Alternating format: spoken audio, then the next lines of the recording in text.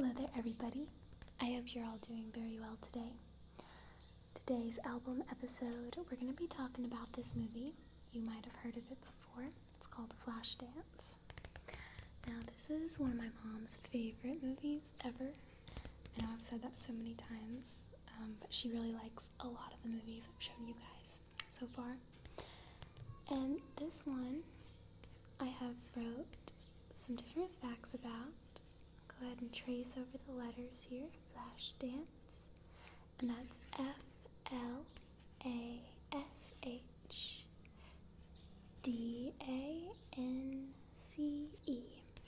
Flashdance. It's so cool. These little squiggles here. At the top it says, original soundtrack from the motion picture Flashdance. Then there's a picture. There's not much other writing on the front, so I'll just hold that closer so you guys can get a look at what that looks like in case you're ever looking for the record, or in case you're ever wanting to maybe rent the movie and you want to see what it looks like.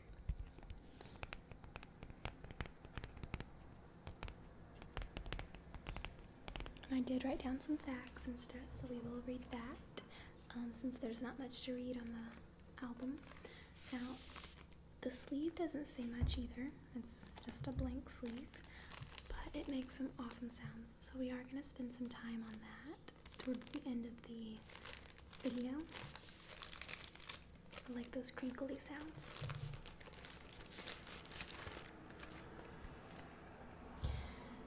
Okay, so the back has quite a bit of writing, quite a bit of details, information. Okay, so I'm going to go ahead and start reading it to you guys, and then I'll show you guys a close-up look of what it looks like. So on side 1, these are the songs. Flashdance, ... What a Feeling, performed by Irene Cara, music by Giorgio Moroder, lyrics by Keith Forsey and Irene Cara, produced by Giorgio Moroder. Okay, the next one, He's a Dream, performed by Shandy, music and lyrics by Shandy, Cinnamon, and Ronald Magnus, produced by Ronald Magnus. Okay, song number 3 is Love Theme from Flashdance, performed by Helen St. John.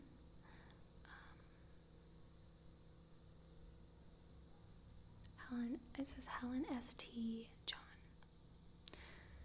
Okay, music by Giorgio Moroder and produced by Giorgio Moroder. Number 4 is Manhunt, and that was performed by Karen Kamen, music and lyrics by Doug Cutler and Richard Gilbert, produced by Phil Ramone. Okay, and then the last song on side 1 is Lady, Lady, Lady. Lady, Lady, Lady, performed by Joe Espaccio, music by Giorgio Moroder, lyrics by Keith Forsey, and produced by Giorgio Moroder. Okay, and then here down at the bottom, underneath all the songs from that side, it says score composed by Giorgio Moroder, arranged and conducted by Sylvester Levy, music supervised by Phil Ramone. Okay, and then this is all side 2. Okay, so the first song on side 2 is Imagination by Laura Branigan, music by, sorry, it was hard to read it, it was a little dark over there. Music by Michael Boddicker, Jerry Hay, and Phil Ramone. Lyrics by Michael Cimbello, produced by Phil Ramone. So the next one is Romeo, produced or performed by Donna Summer, written by Pete Bellotti and Sylvester Levy, produced by Giorgio Moroder and Pete Bellotti. I might be pronouncing that wrong. I wouldn't doubt it if I was, and I apologize if I do. But I think it's Bellotti or Bellot, something. Okay. Okay, and then let's see. The next one is "I'll Be Here Where the Heart Is," performed by Ken Carnes. Music and lyrics by Kim Carnes, Dwayne Hitchings, and Craig Krempf. Produced by Keith Olsen. Okay. And the last song is "Maniac," which is probably one of my favorite songs from this album, Maniac, performed by Michael Stimbello. Music and lyrics by Michael Stimbello and Dennis Matskoski.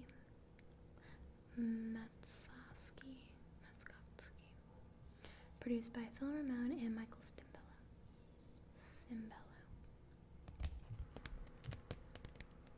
So I'm just going to do a little bit of tapping for those of you that like it, just some slow and gentle tapping, and then I'm going to read some facts about this movie, and then we'll do some sleeve sounds, okay?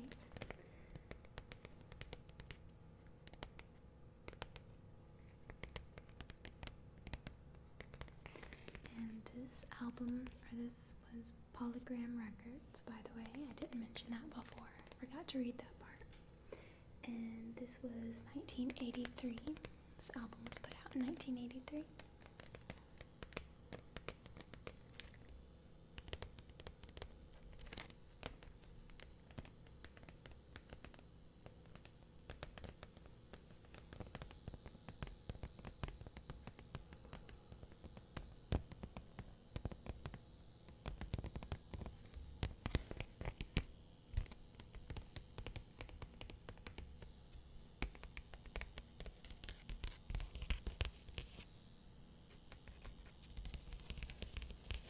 So when I was looking up the facts for this movie,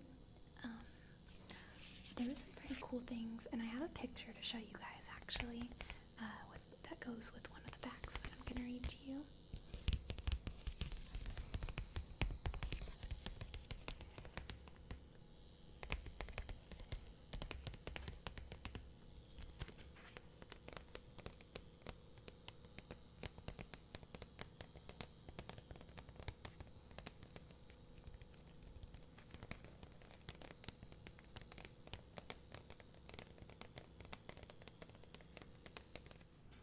So we will do some more sound-only triggers at the end, some tapping and some crinkling with the sleeve.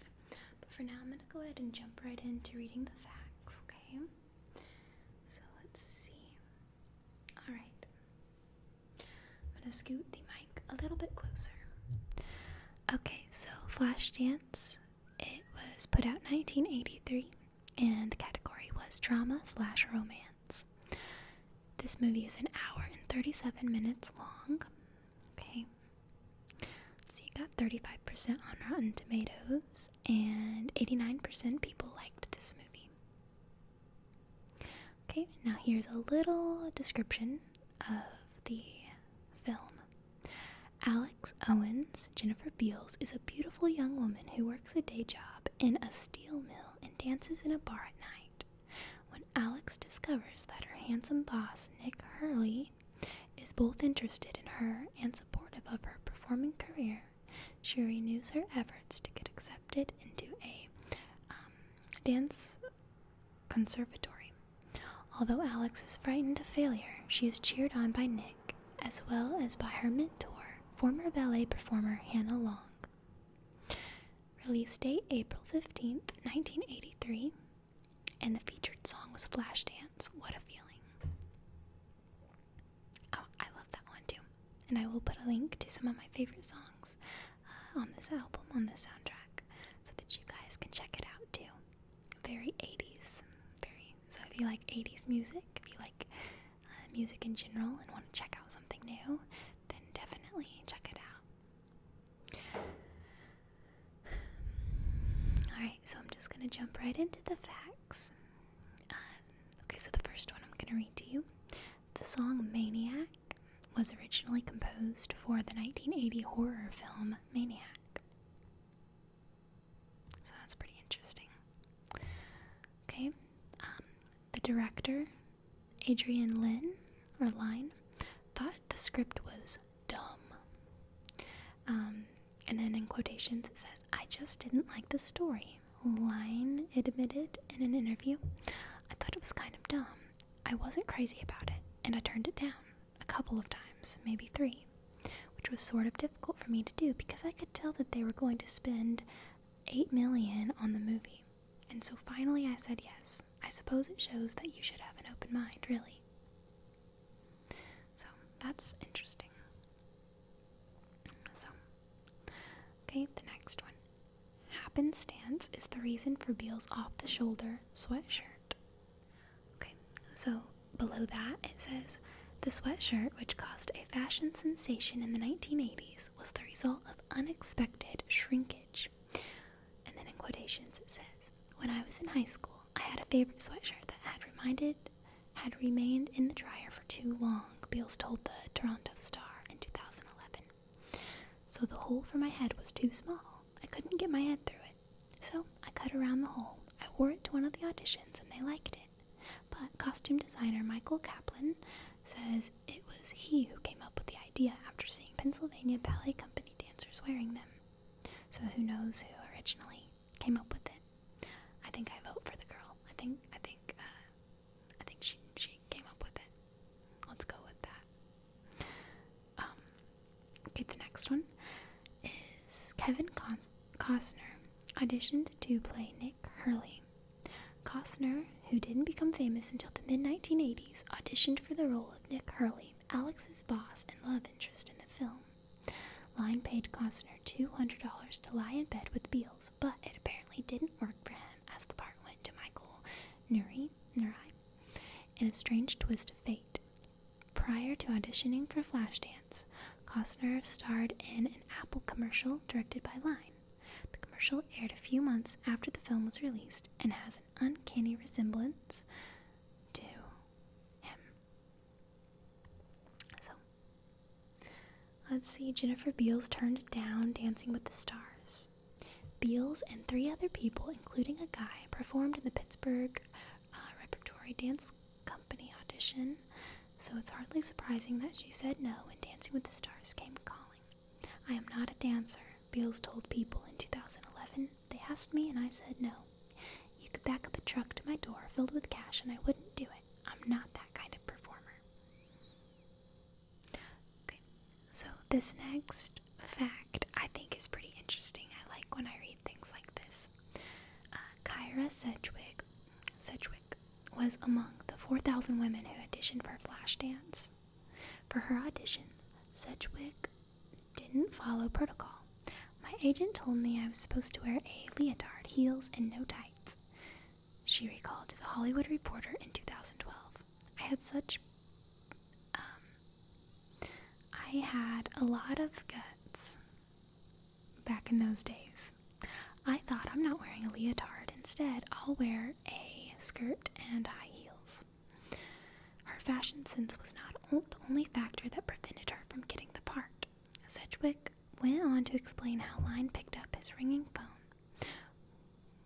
while she auditioned for him. "I turned to him and said, 'You're not going to answer that phone call. I'm auditioning for you. Today, I don't think I would ever do that.'" So, she was a lot more sassy back in the day, which that's good because it probably got her the part. They seen charisma in her. Let's see. Beals' body double, Maureen Jahan, or it might be Jahan, never received a credit for her role. So I'm giving her credit right now, if you're watching this. I'm just kidding.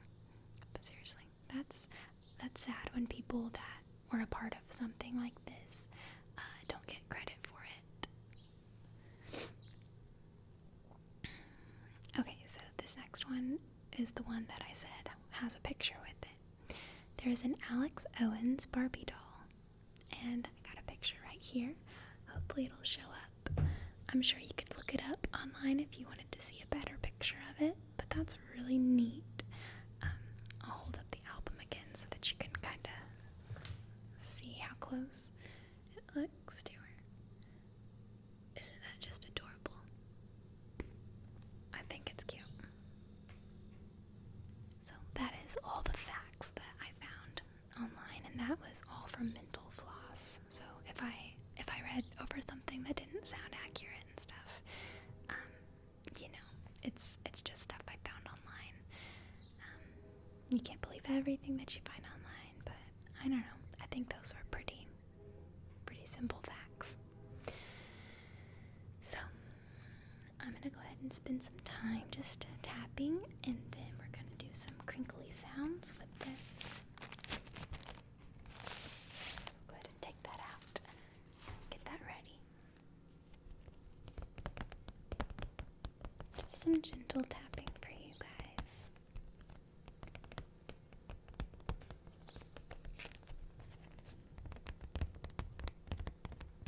Gentle tapping.